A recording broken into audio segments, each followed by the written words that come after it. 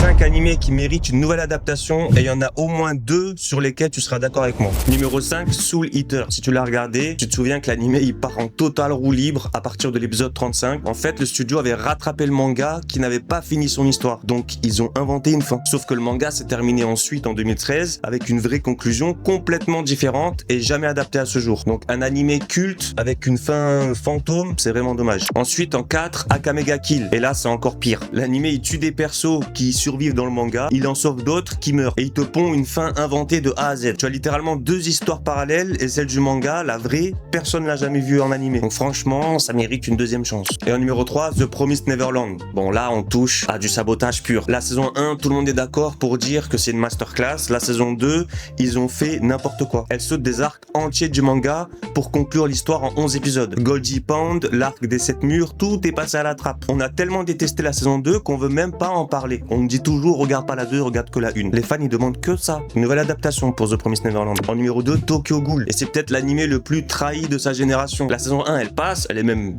stylée, tu vois. Mais dès la saison 2, ça prend vrille. Et quand Tokyo Ghoul ressort, on dirait que le studio a lu le manga en diagonale. Des arcs qui sautent, des persos qui perdent toute leur profondeur. Une fin que t'as capté que si t'as lu le manga. Ishida mérite mieux.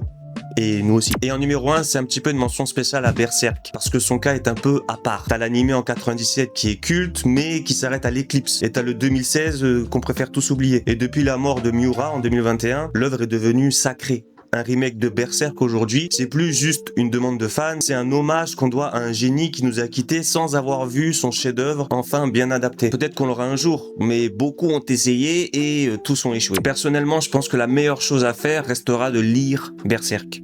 Donc lisez Berserk. Dis-moi en commentaire si toi aussi tu rêves d'un remake pour ces animés ou si t'as lâché l'affaire. Et d'ailleurs, si tu connais